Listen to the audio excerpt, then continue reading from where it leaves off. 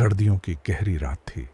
सड़क पर हल्का कोहरा छाया हुआ था और चारों ओर सन्नाटा पसरा हुआ था। रवि और नेहा अपनी कार में बैठे हुए शहर से दूर एक खूबसूरत पहाड़ी क्षेत्र की ओर जा रहे थे। नई नौकरी की थकान से उबरने के लिए यह सफर उनका पहला ब्रेक था। रवि ने कार की स्पीड बढ़ाते हुए नेहा से कहा, यार देखना, यह रास्ता हमें जल्दी पहुंचा देगा। नेहा ने खिड़की से बाहर झांकते हुए कहा, लेकिन यह सड़क थोड़ी अजीब लग रही है। न कोई गाड़ी, न कोई रोशनी। जंगल के भीतर घुसते ही हवा में एक अजीब सी नमी महसूस होने लगी। घने पेड़ों की शाखाएं जैसे आकाश को ढक रही थीं। कार की हेडलाइट्स सिर्फ कुछ फीट तक ही रोशनी पहुंचा पा रही थीं। अचानक कार झटका खाकर बंद हो गई। ये क्या हुआ? रवि ने झुंझलाते हुए कहा। उसने कार को फिर स्टार्ट करने की कोशिश की, लेकिन इंजन ने जवाब दे दिया। कुछ तो गड़बड़ है, नेहा ने डरते हुए कहा। रवि कार से बाहर निकला और बोनट खोलकर इंजन देखने लगा। चारों तरफ अजीब सा सन्नाटा था, जिसमें सिर्फ जंगली जानवरों की हल्की आवाजें सुनाई दे रही थीं। तभी दूर पेड़ों के पीछे से किसी के चलने की आवाज आई। नेहा ने घबराकर खिड़की के बाहर देखा। रवि, वो कौन है? रवि ने नजर उठाई तो उसकी सांस अटक गई। सफेद लिबास में एक औरत दूर खड़ी थी। उसके बाल बिखरे हुए थे और चेहरा अंधेरे में छिपा हुआ था। यहां कोई क्या कर रहा है इतनी रात को? रवि ने खुद से बड़बड़ाया। वह औरत धीरे धीरे उनकी ओर बढ़ने लगी। उसके चलने का अंदाज किसी इंसान जैसा नहीं था, जैसे उसके पैर जमीन को छू ही नहीं रहे थे। नेहा, कार लॉक कर लो, रवि चिल्लाया। नेहा ने कांपते हुए दरवाजा लॉक किया। औरत अब कार से कुछ ही कदम की दूरी पर थी। उसके चेहरे पर एक अजीब सी मुस्कान थी, जिससे नेहा की चीख निकल गई। रवि ने जैसे तैसे कार स्टार्ट करने की कोशिश की और इस बार इंजन गरज उठा। शुक्र है, उसने कहा और गियर बदलकर तेजी से सड़क पर आगे बढ़ा दिया। लेकिन उनकी राहत ज्यादा देर नहीं टिकी। पीछे से वही औरत हवा में तैरती हुई उनकी कार का पीछा करने लगी। ये क्या हो रहा है? नेहा ने डर से कांपते हुए कहा। रवि ने बिना जवाब दिए स्पीड और बढ़ा दी। कार की हेडलाइट्स के आगे सड़क खत्म होती सी लग रही थी, लेकिन तभी अचानक सामने एक बड़ा मोड़ आ गया। कार लड़खड़ा गई और रुक गई। औरत अब सामने खड़ी थी। उसका चेहरा विकृत और आंखें खून जैसी लाल थीं। कार की हेडलाइट्स उस डरावनी औरत के विकृत चेहरे पर पड़ीं। उसकी आंखें लाल अंगारे की तरह चमक रही थीं और होठों पर एक अजीब सी मुस्कान थी, जो डर का प्रतीक बन चुकी थी। नेहा कांपती आवाज में बोली, रवि, ये इंसान नहीं है। रवि ने होंठ भींचते हुए कहा, हिम्मत रखो नेहा, मैं इसे यूं ही छोड़ने वाला नहीं हूं। औरत ने अचानक हवा में ऊंची छलांग लगाई और कार की छत पर जा गिरी। कार का पूरा ढांचा एक झटके से हिल गया। नेहा की चीख गाड़ी के भीतर गूंज उठी। रवि, ये कार तोड़ डालेगी। रवि ने क्लच दबाकर पूरी ताकत से एक्सीलेटर पर पैर मारा। टायर चीखते हुए घूमने लगे और गाड़ी आगे बढ़ गई। लेकिन छत पर वो चुड़ैल अब भी चिपकी हुई थी। उसकी नुकीली उंगलियां कार के शीशे को खरोंच रही थीं। तभी रवि के दिमाग में एक ख्याल आया। नेहा, कस के पकड़ो, उसने जोर से कहा और अचानक ब्रेक मारा। कार झटके से रुक गई और छत पर बैठी चुड़ैल सीधी सड़क पर जा गिरी, लेकिन गिरी नहीं। वह हवा में तैर गई और उनकी ओर घूरने लगी। रवि ने तुरंत गियर बदला और कार को घुमाकर वापस उसी रास्ते पर दौड़ा दिया जहां से वे आए थे। लेकिन सड़क अजीब ढंग से बदल चुकी थी। वह अब सीधी नहीं थी, बल्कि भटकाव से भरी एक भूल भुलैया लग रही थी। रवि, ये वही रास्ता नहीं है, नेहा ने डरते हुए कहा। लेकिन हम तो इसी रास्ते से आए थे, रवि ने पसीना पोंछते हुए कहा। तभी पीछे से वही डरावनी हंसी गूंज उठी। औरत अब फिर से उनके पीछे थी, हवा में तैरती हुई। उसकी हंसी जैसे उनके दिलों को चीर रही थी। रवि, कुछ करो, ये हमें मार डालेगी। रवि ने तेजी से कार मोड़ दी और अचानक एक पुराना जर्जर मंदिर दिखाई दिया। उसने बिना सोचे समझे कार वहीं रोक दी। यहां क्यों रुके? नेहा ने हाँफते हुए पूछा। मुझे नहीं पता, पर शायद यह जगह हमें बचा सके, रवि ने कहा। दोनों तेजी से कार से उतरे और मंदिर के भीतर भागे। वहां चारों ओर टूटी फूटी मूर्तियां और धूल जमी हुई थी। लेकिन मंदिर के भीतर अजीब सी शांति थी, जैसे किसी अदृश्य शक्ति ने उन्हें घेर लिया हो। क्या वह अंदर आ पाएगी? नेहा ने कांपते हुए पूछा। रवि ने मंदिर के दरवाजे को पीछे से धक्का देकर बंद कर दिया। पता नहीं, लेकिन हमें इंतजार करना होगा। बाहर हवा की आवाज तेज होती गई। चुड़ैल की चीखें मंदिर की दीवारों से टकरा रही थीं। मंदिर के भीतर घना अंधकार पसरा हुआ था। हवा ठंडी और भारी हो चुकी थी, जैसे किसी अनजाने बोझ का एहसास हो रहा हो। रवि और नेहा ने दीवार के पास जाकर सांस ली। बाहर चुड़ैल की चीखें अब भी गूंज रही थीं, मानो वो मंदिर में घुसने की कोशिश कर रही हो। यह मंदिर इतना सुनसान क्यों है? नेहा ने फुसफुसाते हुए कहा।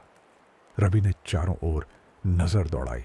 दीवारों पर जली हुई दियों के निशान और टूटी हुई मूर्तियां थीं। कहीं कहीं फर्श पर अजीबो गरीब चिन्ह बने हुए थे। शायद यह मंदिर बहुत पुराना है, रवि ने कहा। पर किसी ने इसे छोड़ा क्यों? तभी एक ठंडी हवा का झोंका मंदिर के भीतर गुजरा। नेहा ने अपने हाथ से कांपते हुए रवि का हाथ थाम लिया। यहां कुछ तो है रवि। रवि ने दीवार के पास एक धूल भरा दिया देखा। उसने जेब से लाइटर निकाला और दिया जलाने की कोशिश की। दिया जलते ही पूरा मंदिर हल्के पीले प्रकाश से भर गया, लेकिन उस रोशनी में कुछ ऐसा दिखा जिसने उनकी रूह कंपा दी। मंदिर की दीवारों पर परछाइयां थीं। आकार मानवीय थे, लेकिन चेहरे विकृत। वे परछाइयां स्थिर नहीं थीं, वे हिल रही थीं, जैसे किसी अज्ञात नृत्य में लीन हो। यह क्या है? नेहा ने घबराते हुए पूछा। रवि ने कांपती आवाज में कहा, ये इंसानों की परछाइयां नहीं लग रही। तभी एक परछाई ने अपना सिर उनकी ओर मोड़ लिया। उसकी आंखें गहरी काली थीं, जैसे किसी अनंत अंधकार में डूबी हों। भागो, रवि ने नेहा का हाथ पकड़ते हुए कहा। दोनों तेजी से मंदिर के भीतर एक गलियारे में दौड़ने लगे। दीवारों पर उन्हें डरावनी परछाइयों का सिलसिला जारी था। गलियारा खत्म होते ही वे एक बड़े कक्ष में पहुंचे। उस कक्ष के बीचों बीच एक पुरानी वेदी थी, जिस पर लाल सिंदूर के निशान थे। वेदी के चारों ओर खंडित मूर्तियां थीं, लेकिन उनमें से एक मूर्ति पूरी थी, एक देवी की, जिनके हाथ में त्रिशूल था। शायद यह हमारी मदद कर सके, रवि ने कहा। नेहा ने कांपते हुए कहा, लेकिन हमें पता कैसे चलेगा? तभी एक गहरी आवाज गूंजी, यहां तुम्हें बचाने कोई नहीं आएगा। दोनों ने मुड़कर देखा। चुड़ैल मंदिर के दरवाजे के पास खड़ी थी, लेकिन अब उसका रूप पहले से भी ज्यादा भयानक हो चुका था। उसकी आंखें अंगारे की तरह जल रही थीं और उसके बाल सांपों की तरह लहराने लगे थे। मंदिर की दीवारों पर अंधकार की परछाइयां थिरक रही थीं और चुड़ैल धीरे धीरे उनकी ओर बढ़ रही थी। उसकी हर हरकत के साथ हवा में एक अजीब सी सिहरन दौड़ रही थी। नेहा कांपती हुई रवि से चिपक गई। हम यहां फंस गए हैं रवि। रवि ने खुद को हिम्मत बंधाते हुए कहा, नहीं, हमें कुछ करना होगा। यह मूर्ति शायद हमारी मदद कर सके। उन्होंने देवी की मूर्ति की ओर देखा। त्रिशूल पर अब हल्की सी चमक दिखाई दे रही थी। रवि, मुझे लगता है यह कोई संकेत है, नेहा ने कहा। रवि ने बिना समय गंवाए मूर्ति के पास जाकर त्रिशूल को पकड़ने की कोशिश की, लेकिन जैसे ही उसने उसे छुआ, उसकी उंगलियों में एक जलन सी महसूस हुई। रवि ने हाथ पीछे खींचते हुए कहा। नेहा ने देखा कि मूर्ति के नीचे एक शिला पर कुछ प्राचीन लिपि में लिखा हुआ था। यह संस्कृत में है, उसने कहा। नेहा ने स्कूल के दिनों में सीखी हुई संस्कृत को याद करने की कोशिश की और धीरे धीरे पढ़ा। जो सत्य में अडिग है और भय को त्यागता है, वही इस शस्त्र को धारण कर सकता है। मतलब हमें डर नहीं होना चाहिए, रवि ने कहा, लेकिन उसकी आवाज में खुद असमंजस झलक रहा था। चुड़ैल अब बिल्कुल उनके करीब थी। उसकी हंसी मंदिर की दीवारों को थर्रा रही थी। तुम बच नहीं सकते, उसने गहरे स्वर में कहा। रवि ने खुद को संभालते हुए त्रिशूल की ओर फिर से हाथ बढ़ाया। इस बार उसने अपने मन से हर डर को निकालने की कोशिश की। उसकी उंगलियां त्रिशूल के चारों ओर लिपटीं और इस बार कोई जलन नहीं हुई। त्रिशूल एक तेज रोशनी के साथ चमक उठा। मंदिर का पूरा कक्ष उस रोशनी से जगमगा उठा। चुड़ैल की चीख गूंज उठी। नहीं, यह शक्ति नहीं जगेगी, रवि ने बिना देर किए त्रिशूल उठाकर चुड़ैल की ओर निशाना साधा। त्रिशूल से निकली तेज ऊर्जा सीधी चुड़ैल को जा लगी। वह चीखते हुए हवा में तड़पने लगी। उसकी विकृत आकृति धीरे धीरे धुएं में बदलने लगी। मंदिर की दीवारों पर थिरकती परछाइयां भी धीरे धीरे गायब हो गईं। सन्नाटा छा गया। नेहा ने कांपते हुए कहा, क्या क्या वह खत्म हो गई? रवि ने हाँफते हुए कहा, शायद। लेकिन तभी मंदिर के एक कोने से एक फुसफुसाती आवाज आई, यह अंत नहीं है, मैं वापस आऊंगी। नेहा और रवि ने एक दूसरे की ओर देखा। वे समझ चुके थे कि यह कहानी अभी खत्म नहीं हुई है। मंदिर में सन्नाटा पसरा हुआ था। त्रिशूल अब शांत हो चुका था, लेकिन रवि और नेहा के दिलों की धड़कनें तेज थीं। चुड़ैल की फुसफुसाहट अब भी उनके कानों में गूंज रही थी, यह अंत नहीं है, मैं वापस आऊंगी। नेहा ने कांपते हुए कहा, रवि, हमें यहां से तुरंत निकलना चाहिए। रवि ने उसकी बात मानते हुए कहा, हाँ, लेकिन हमें पता नहीं ये रास्ता हमें कहाँ ले जाएगा। दोनों ने मंदिर का भारी दरवाजा खोला और बाहर कदम रखा। ठंडी हवा ने उनके चेहरे को छुआ, लेकिन वह पहले जैसी नहीं थी। जंगल अजीब सी चुप्पी में डूबा हुआ था। यह वही रास्ता है जिससे हम आए थे? नेहा ने घबराते हुए पूछा। रवि ने चारों ओर देखा। पेड़ तो वही लग रहे थे, लेकिन सड़क गायब हो चुकी थी। घास और सूखी शाखाओं से भरी जमीन अब एक अनजान दुनिया का हिस्सा लग रही थी। यहां कुछ बदल गया है, रवि ने गंभीर स्वर में कहा। दोनों सावधानी से आगे बढ़ने लगे। हर कदम पर उन्हें ऐसा महसूस हो रहा था जैसे कोई उन्हें देख रहा हो। पेड़ों के बीच से अजीब सी सरसराहट सुनाई दे रही थी, मानो कोई छिपकर उनकी हर हरकत पर नजर रख रहा हो। तभी पीछे से किसी के कदमों की आहट आई। दोनों ने पलटकर देखा, लेकिन वहां कोई नहीं था। रवि, यह जगह ठीक नहीं लग रही, नेहा ने फुसफुसाते हुए कहा।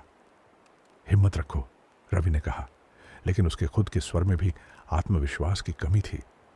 अचानक एक पत्थर ने नेहा के पैर को ठोकर मारी और वह गिर गई। आह, उसने दर्द से कराहते हुए कहा। रवि ने उसे उठाने के लिए हाथ बढ़ाया, लेकिन तभी उसने देखा कि जमीन पर एक अजीबोगरीब निशान बना हुआ था। 3 वृत्तों के बीच उल्टे त्रिकोण का चिन्ह। यह क्या है? नेहा ने दर्द भूलते हुए पूछा। रवि ने चिन्ह को गौर से देखा। शायद यह कोई तांत्रिक प्रतीक है। जैसे ही उन्होंने उस चिन्ह को पार किया, हवा अचानक गर्म हो गई। पेड़ों की शाखाएं हिलने लगीं और एक घुटी हुई चीख दूर से सुनाई दी। रवि, हमने कुछ गलत किया है, नेहा ने घबराते हुए कहा। रवि ने उसे हाथ पकड़ते हुए कहा, हमें तेजी से यहां से निकलना होगा। लेकिन अब उनके सामने रास्ता पूरी तरह बदल चुका था। धुंध के पार एक पुराना टूटा हुआ किला दिखाई दे रहा था। शायद यही हमारी आखिरी उम्मीद है, रवि ने कहा। दोनों उस किले की ओर बढ़ने लगे, जबकि पीछे जंगल में अजीब आवाजें गूंजने लगीं। रवि और नेहा धुंध को चीरते हुए उस प्राचीन किले की ओर बढ़ रहे थे। किले की दीवारें काले पत्थरों से बनी हुई थीं, जिन पर समय की मार साफ दिखाई दे रही थी। जगह जगह दरारें और लताओं ने इसे ढक लिया था। यह किला कितने समय से वीरान होगा? नेहा ने कांपती आवाज में पूछा। रवि ने गंभीर स्वर में कहा, शायद सदियों से, पर हमें अंदर जाना होगा। बाहर ज्यादा सुरक्षित नहीं है। दोनों किले के मुख्य द्वार के पास पहुंचे। दरवाजा जंग खा चुका था, लेकिन हल्के से धक्का देते ही वह भयानक चरमराहट के साथ खुल गया। अंदर का दृश्य किसी पुराने युद्ध क्षेत्र जैसा था। टूटी हुई दीवारें, बिखरे पत्थर और हर जगह धूल की मोटी परत। एक अजीब सी गंध हवा में तैर रही थी, नमी और सड़े हुए पत्थरों की गंध। यह जगह अजीब लग रही है, नेहा ने फुसफुसाते हुए कहा। रवि ने उसे हिम्मत दिलाते हुए कहा, हमें बस सुरक्षित जगह ढूंढनी है, शायद ऊपरी मंजिल पर कुछ हो। दोनों सीढ़ियों की ओर बढ़े। सीढ़ियां संकरी और खुरदरी थीं, जिन पर चलना मुश्किल था। हर कदम पर धूल उड़ती और उनके जूते फिसलने लगते। तभी पीछे से एक भारी दरवाजा खुद ब खुद बंद होने की आवाज आई। नेहा ने झटके से पलटकर देखा। रवि, वो दरवाजा अपने आप बंद हो गया। रवि ने गंभीर स्वर में कहा, हमें जल्दी करनी होगी। वे तेजी से ऊपर पहुंचे और एक बड़े कक्ष में दाखिल हुए। वहां एक विशाल खिड़की थी जिससे हल्की चांदनी भीतर आ रही थी, लेकिन वह कक्ष खाली नहीं था। कक्ष के बीचों बीच एक पत्थर की वेदी थी जिस पर किसी अज्ञात शक्ति के चिन्ह बने हुए थे। चारों ओर दीवारों पर अजीबोगरीब प्रतीक और चित्र उकेरे हुए थे, बलिदान और अंधकार के प्रतीक। नेहा ने कांपते हुए कहा, यह जगह किसी तांत्रिक अनुष्ठान का केंद्र लगती है। रवि ने वेदी के पास जाकर देखा। यह शायद किसी प्राचीन शक्ति का प्रतीक है, उसने कहा। तभी हवा अचानक भारी हो गई। कक्ष में हल्की सी सरसराहट गूंजने लगी। क्या तुमने यह आवाज सुनी? नेहा ने घबराते हुए पूछा। रवि ने सिर हिलाया। हाँ, लेकिन यह सिर्फ हवा हो सकती है। लेकिन तभी वेदी के ऊपर से धुआं उठने लगा। धुएं के बीच एक आकृति उभरने लगी, वही चुड़ैल जो मंदिर में गायब हो गई थी। मैंने कहा था ना, यह अंत नहीं है। उसकी गूंजती हुई आवाज पूरे कक्ष में फैल गई। रवि ने त्रिशूल को कसकर पकड़ा। इस बार मैं तुम्हें खत्म करके ही जाऊंगा। रवि ने त्रिशूल को कसकर थाम लिया। हवा में गूंजती चुड़ैल की हंसी उनके दिलों को चीर रही थी। नेहा कांपती हुई उसके पीछे खड़ी थी। तुम मेरा कुछ नहीं बिगाड़ सकते। चुड़ैल की आवाज गहरी और क्रूर थी। रवि ने हिम्मत जुटाकर त्रिशूल उसकी ओर फेंका। त्रिशूल हवा में चमका और सीधा चुड़ैल के बीचों बीच जा लगा। एक भयंकर चीख गूंजी और कक्ष धुएं और तेज रोशनी से भर गया। जब सब शांत हुआ तो कक्ष खाली था। न चुड़ैल थी, न धुआं। नेहा, लगता है ये खत्म हो गया, रवि ने राहत की सांस लेते हुए कहा। दोनों लड़खड़ाते कदमों से किले से बाहर निकले। रात का अंधेरा धीरे धीरे फीका पड़ रहा था और पूरब की ओर हल्का उजाला दिखने लगा था। जब वे जंगल से बाहर सड़क पर पहुंचे तो चौंक गए। उनकी कार वहीं खड़ी थी जैसी वे छोड़कर गए थे। यह कैसे हो सकता है? नेहा ने हैरान होकर पूछा। मुझे नहीं पता, लेकिन हमें यहां से तुरंत निकलना चाहिए, रवि ने कहा। दोनों कार में बैठे और तेजी से उस सुनसान सड़क से गुजरने लगे। उनके चेहरे पर राहत के साथ एक गहरी थकान थी। क्या वो सच में खत्म हो गई? नेहा ने अचानक पूछा। रवि ने कहा, शायद, लेकिन कुछ बातें कभी पूरी तरह खत्म नहीं होती। तभी पीछे से पुलिस की गाड़ी का सायरन सुनाई दिया। रवि ने गाड़ी रोकी। एक पुलिस अधिकारी उनकी ओर बढ़ा। आप लोग इस वक्त यहां क्या कर रहे हैं? अधिकारी ने गंभीर स्वर में पूछा। रवि ने पूरी घटना बताई। पुलिस अधिकारी के चेहरे पर हैरानी के साथ एक डरावनी छाया उभरी। आपको पता है, यह किला और वो मंदिर सालों से वीरान है। यहां कोई नहीं आता क्योंकि जो लोग आते हैं वो कभी वापस नहीं लौटते, उसने कहा। रवि और नेहा एक दूसरे को देखकर सन्न रह गए। लेकिन हम तो बच गए, रवि ने धीरे से कहा। अधिकारी ने गहरी सांस लेते हुए कहा, शायद आपकी किस्मत अच्छी थी, लेकिन यहां से दूर ही रहें। यह जगह अभिशप्त है। रवि ने गाड़ी स्टार्ट की और नेहा के साथ उस सड़क से हमेशा के लिए दूर चले गए। लेकिन क्या सच में वो सब खत्म हो गया था? सालों बाद भी लोग उस सुनसान सड़क पर एक साये को देखते हैं, लंबे बालों और लाल चमकती आंखों वाली एक औरत का, जो रात के अंधेरे में अब भी अपने शिकार की तलाश में रहती है।